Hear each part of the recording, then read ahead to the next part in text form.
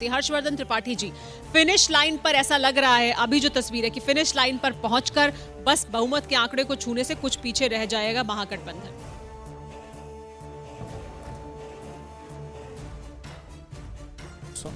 सुमेरा, आपने मुझसे पूछा? जी हर्षवर्धन जी। नहीं, इस पे जो स्थितियां अभी बन रही हैं, अब मुझे लगता नहीं, और जो हम लोग पिछले करीब 1-1.5 घंटे से तो जो बात कर रहे हैं उसमें बहुत स्पष्ट है कि एनडीए गठबंधन सरकार बना रहा है।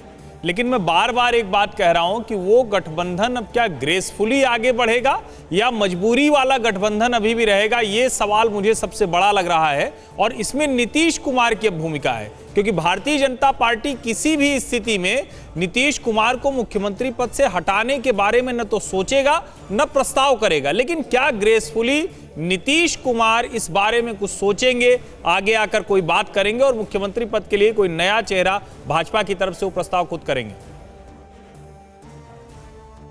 अभी तक तो ऐसा नहीं लग रहा है हर्षवर्धन जी। जो उनके बीजेपी के वरिष्ठ नेता भी जिस तरह की बात सामने रख रहे हैं कि इस तरह की का कोई घटनाक्रम नीतीश कुमार की तरफ से होगा, लेकिन देखना दिलचस्प जरूर होगा। सबको बेसब्री से इंतजार इसी बात का है कि नीतीश कुमार क्या करते हैं। लेकिन बीजेपी के खेमे में जश्न है, बीजेपी के खेमे में खुशी इस बात को लेकर भी है कि किस तरह से वो पहले नंबर 3 पर खिसक गए थे, लेकिन फिर सबसे बड़ा दल बनने की ओर लगातार आगे बढ़ते रहे हैं। तो उनके और आरजेडी के बीच कांटे की टक्कर है नंबर 1 के स्थान के लिए, यानी सबसे बड़ा दल बनने को लेकर बिहार में।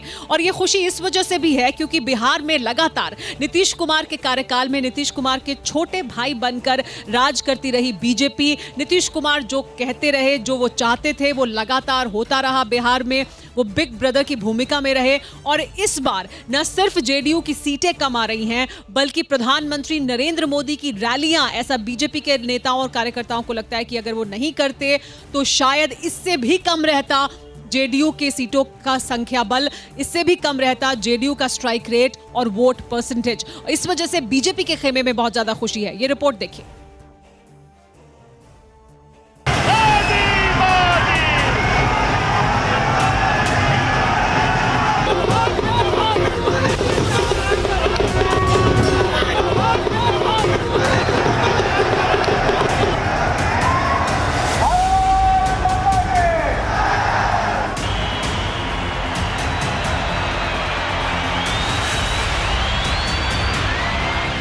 अगर ये जश्न है, बीजेपी दफ्तर में उत्सव है, ढोल नगाड़ों की आवाज है,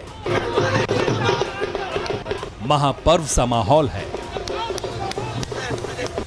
हवा में उड़ती भगवा पताका है, तो बस इसलिए क्योंकि मोदी है, और मोदी हैं तो कुछ भी मुमकिन है। प्रधानमंत्री मोदी ने बिहार में बीजेपी की बाजी पलट दी।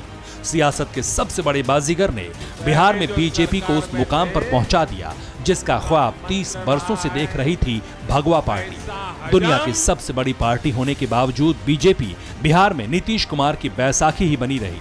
राष्ट्रीय पार्टी होकर भी छोटे भाई की भूमिका स्वीकार करना बीजेपी नेताओं को अखरता रहा था। लेकिन इस बार बीजेपी नेताओं का सपना पूरा हुआ, और हुआ तो इसकी वजह नरेंद्र मोदी है।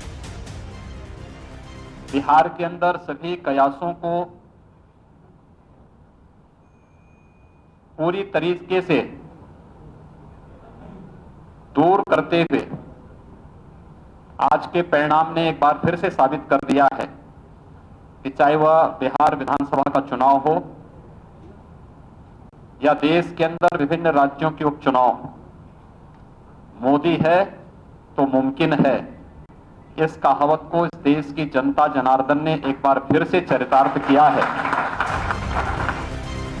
प्रधानमंत्री नरेंद्र मोदी ने जिन जिन इलाकों में चुनाव प्रचार किया, वहां ज्यादातर सीटों पर लोगों ने देश के सर्वोच्च नेता के वादों पर यकीन कर लिया। प्रधानमंत्री नरेंद्र मोदी ने बिहार चुनाव में इस बार 12 रैलियां की। इन रैलियों के जरिए पीएम मोदी ने 12 जिलों की 110 सीटों को कवर किया। इनमें से करीब 64 सीटों पर एनडीए के उम्मीदवारों ने या तो जीत दर्ज की या फिर बढ़त बनाए हुए हैं। हालांकि काउंटिंग जारी है। इस आंकड़े में अगर मामूली अंतर होने की संभावना है, तो भी प्रधानमंत्री मोदी ने 60% से ज्यादा सीटें बीजेपी की झोली में लाकर डाल दी, और ये सब किया अपने वादों, अपने दावों और यकीन की बदौलत। इसके लिए प्रधानमंत्री मोदी ने बिहार की नब्ज को पकड़ा। कभी छठ पूजा का जिक्र किया तो कभी स्थानीय भाषा में बात की। पीएम मोदी ने खुद को लोगों से जोड़ने की जीतोड़ कोशिश की। अब किसी मां को वो चिंता करने की जरूरत नहीं है कि छठ पूजा को कैसे मनाएंगे। अरे मेरी मां,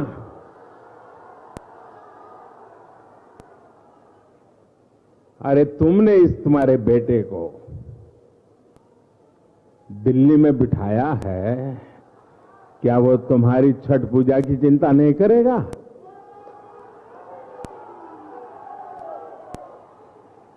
मां, छठ पूजा की तैयारी करो, दिल्ली में तुम्हारा बेटा बैठा है। प्रधानमंत्री मोदी ने सिर्फ लोगों को बीजेपी पर यकीन ही नहीं दिलाया, बल्कि नीतीश कुमार के घनघोर एंटी इनकम्बेंसी के बावजूद ऐसी रणनीति बनाई जिसने बीजेपी को बिहार में एनडीए का बड़ा भाई बना दिया। जानकार बताते हैं कि बीजेपी ने नीतीश से गुस्साए वोटरों को विकल्प देने का प्लान बना लिया। एनडीए से अलग होकर चिराग पासवान मैदान में उतरे और उन्होंने जेडीयू के खिलाफ अपने कैंडिडेट्स उतारे।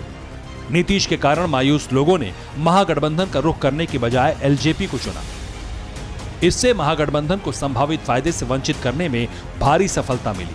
अगर एलजेपी के आधे वोट भी आरजेडी को मिल जाते तो बाजी पलट सकती है। बीजेपी की रणनीति का अंदाजा इस बात से लगा सकते हैं कि अपनी 12 रैलियों में पीएम मोदी ने कभी सीधे चिराग पासवान पर हमला नहीं किया, बल्कि नीतीश की मौजूदगी में रामविलास पासवान को कुछ यूं याद किया। मेरे करीबी मित्र, गरीबों दलितों के लिए अपना जीवन समर्पित करने वाले और आखिरी समय तक, आखिरी सांस तक मेरे साथ रहने वाले रामविलास पासवान जी, उन्हें मैं अपनी श्रद्धांजलि अर्पित करता। जाहिर है कि प्रधानमंत्री मोदी के मैदान में उतरते ही बिहार की सियासी पिच बदल गई। प्रधानमंत्री मोदी मतदाताओं की नब्ज पहचानना बखूबी जानते हैं, खुद को वोटर के करीब जोड़ते हैं। इसलिए प्रधानमंत्री ने जहां भी रैलियां की वहां एनडीए काफी हद तक बाजी मारने में कामयाब रहा। तस्वीर किसी हद तक साफ होती जरूर दिखाई दे रही है, लेकिन अभी कुछ और इंतजार करना पड़ेगा जब तक पूरी तस्वीर साफ हो। धुआं धुआं सा ये शहर क्यों दिखता है, सुना है बाजार में धुएं का सामान बिकता है। ये दिवाली सिर्फ दिए वाली।